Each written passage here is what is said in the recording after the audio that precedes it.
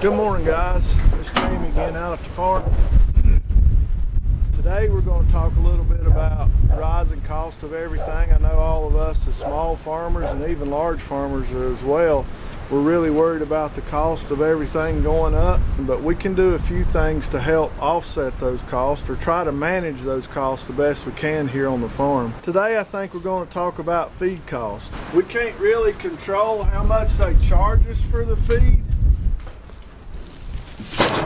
and we have to feed our animals and make sure that they're doing and getting what they need. But there's a few things we can do to reduce those costs, and we'll talk about a few of those things today. Hopefully I can just bring some things to mind that maybe you haven't thought about that might help you reduce some of your feed cost.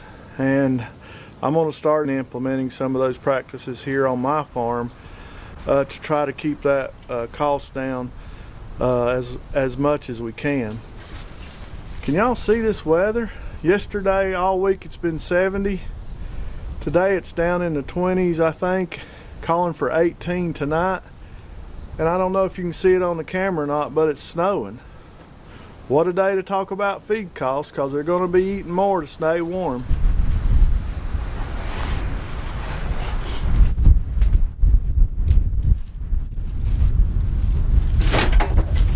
You know, one thing as us as pig farmers we have to think about, we're not like other ruminant farmers. They can just stockpile their forage and use that to feed their animals, and some people actually don't have any inputs at all, like a Greg Judy or some of the other people.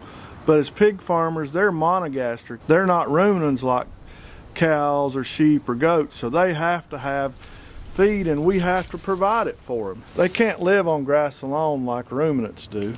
So hopefully today we'll discuss about 4 or 5 things that we can do to reduce our feed costs and help our farm save just a little bit of money. And with the way things are going right now, we need to save every penny we can, because feed costs have went up, fuel costs has went up, all the processors have increased all their prices for productions, and it's just everything's going up. So if we can share with each other a little bit on how to save some money, we'll do that. So guys, if you think of any other ideas about how to save money on feed cost or anything else for pig farmers, leave them in the comment below. I'll share them and we can help other people out also.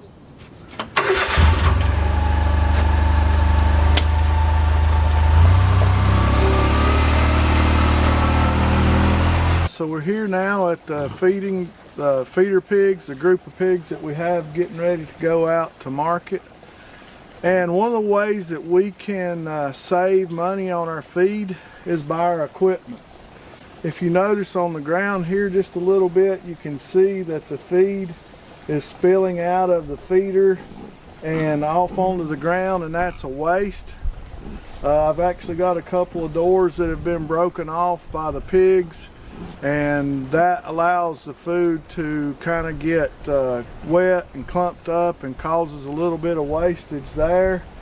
And just looking quickly at it, my feeder is not set properly. I should have it set down lower to where it's only allowing about 40 to 50% of the tray to be filled at a time, not regulating how much feed they get, but how much feed actually comes out into the trough. So what I'm going to do now is clean out all the corners around the feeder that might be full of the wet, kind of dusty particles that comes out with my pellets. And then I'm going to try to adjust the sleeve, which regulates the amount of feed that came down, and see if I can help save some feed that way, because any feed that ends up on the ground just gets mashed into the mud and the pigs don't get it and I waste it, and that's money out of my pocket. Alright, so first off, let's work on cleaning out around the edge of the feeder and see how that goes. You can see right here where the feed cakes up in the feeder and then allows it just to spill out easier. So we're going to clean this out all the way around.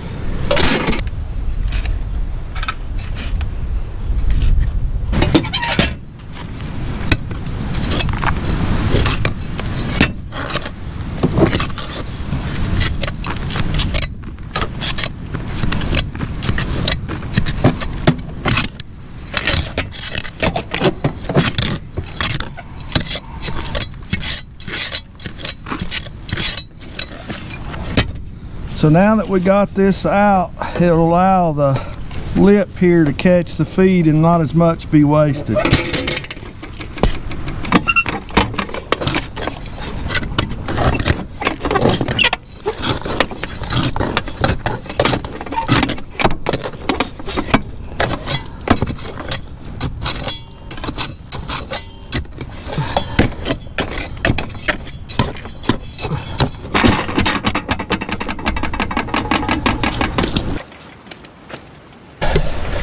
Look at these lazy hogs. Yeah, you're too lazy. Just laying out catching some sunshine. Got your bellies full.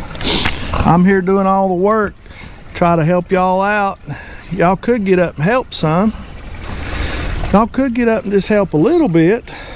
Oh goodness. Not gonna happen.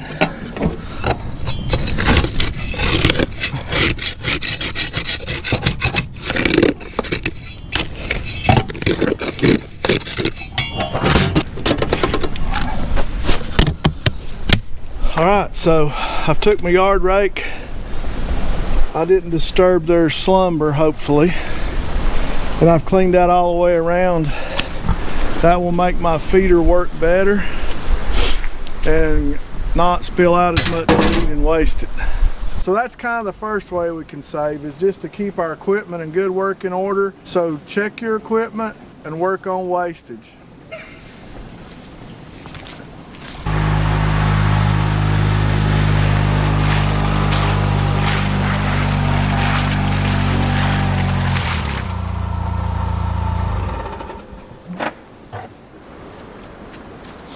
So in my research about how to save money on feed, the second thing is the type of feed. And just like we said, we're talking about whether you're using a pelleted feed,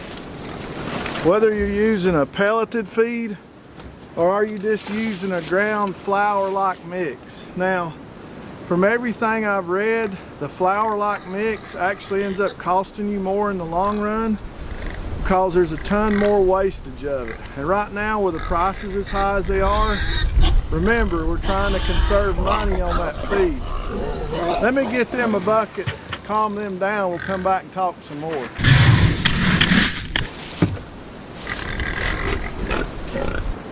Okay, now they'll be quiet so you can hear me talk.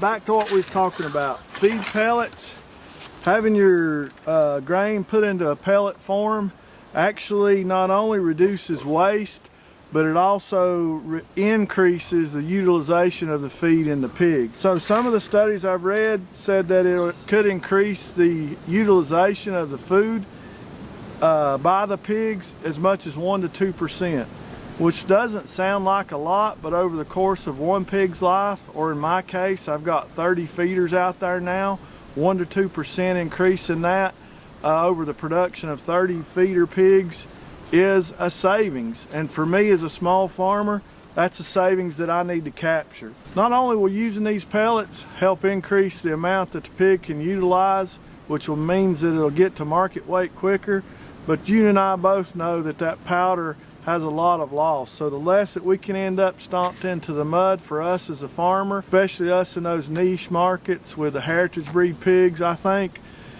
we can really save some money by not using just a ground feed. So you might want to talk to your local feed mill about the price of having it put into a pelleted form. So there's another thing I want to talk about here, kind of interests me. I will admit, I don't know all there is to know about it. I've been reading it and studying it, and I think there's probably something to it. So I'm going to talk about it just a minute. And that is to use all gilts in your operation of feeder pigs. So if you're doing your own farrow to finish, you could sell all the barrows and keep the gilt. The rationale behind that is the gilts have a better feed conversion. Pigs are so inquisitive. They want to know everything and touch everything with their nose. So the gilts do a better job with feed conversion than the barrows do. It takes them just a little longer to get to around that 250, 260 pound mark than it does the barrow, but the barrow eats a lot of more feed. Instead of 6 months, it may take 7 months to get that gilt to market weight, but she's done it on less feed than say the barrow will. Now can I tell you, Can I tell you what the percentage of less feed that is? I don't know that, and I'm going to study it and I'll find it out. But if you guys know it, leave me a comment down below and let me know what that percentage is.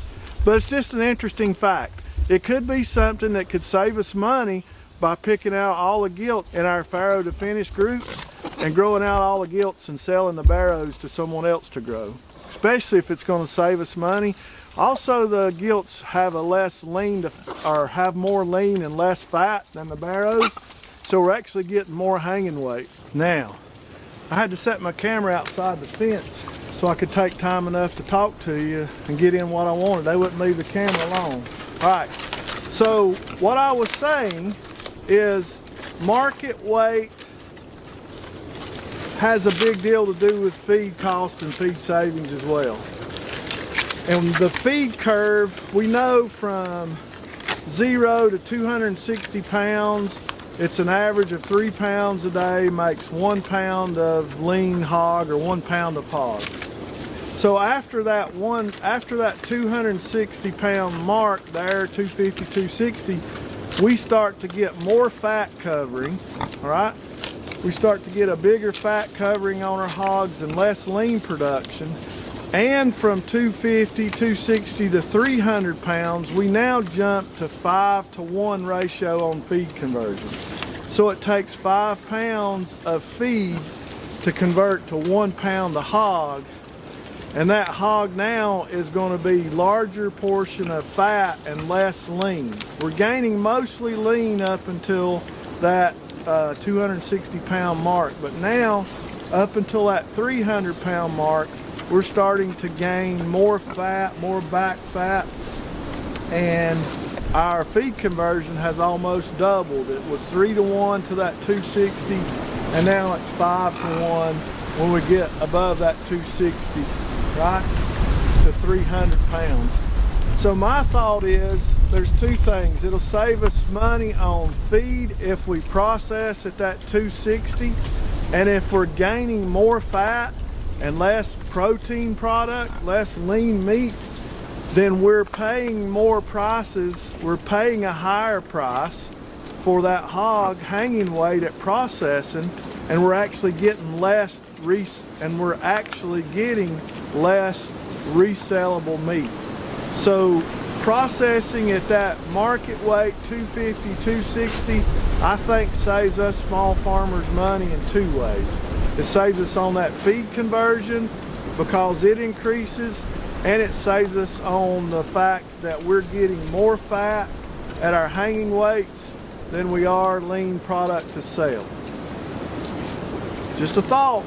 We need to save every dime we can, so little things add up to big things. So I know these are things that are a little bit different and are a little bit out of the ordinary to talk about saving money, but I think they're beneficial to us to think about. I'm not saying they're the best.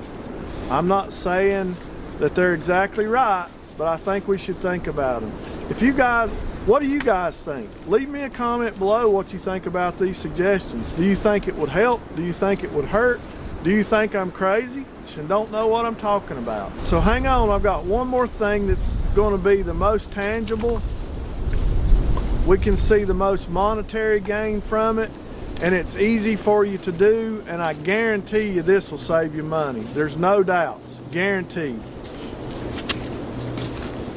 Okay guys, the last thing, and guaranteed to be the biggest savings of all, is just go big or go home. If you're raising more than 2 or 3 hogs, you should think about buying feed in bulk. Even if you're buying it in bulk bags, where you're buying 20 bags from Tractor Supply, I think they give you a 5% discount if you buy 20 bags or more of their hog feed, and that's 5% guaranteed. Also, your local feed mill will sell in tote sacks. You can buy a ton of feed in a ton sack, have some way of setting it off, or a neighbor who can set it off for you. You can always buy that cheaper per pound than buying bags. But another way is to go in with several farmers, or with at least one other farmer, or as many as you can. Me and Chuck at Sheraton Park Farms, we buy our feed together. We now have 6 tons on average a week delivered, and they deliver it to his house because he uses most of it. It's only 15 minutes away from me, and then I go and pick up my totes from him. He's gracious to store it for me, so I pick them up one at a time. And our feed costs, we're buying non-GMO feed delivered 6 tons at a time for about 20 cents a pound. So there's a tremendous savings in go big or go home. Buy your feed in bulk, buy it in tote bags if you can handle it, and go in with another group of farmers in your area that you know are raising pigs. But if you can buy in bulk and buy big, then you can definitely save money. You see it right in your hand immediately. Hey guys, thanks for watching. I hope some of these tips will save you a little bit of money on your feed costs. We need all the savings we can get right now. As always, we'll do it all again tomorrow.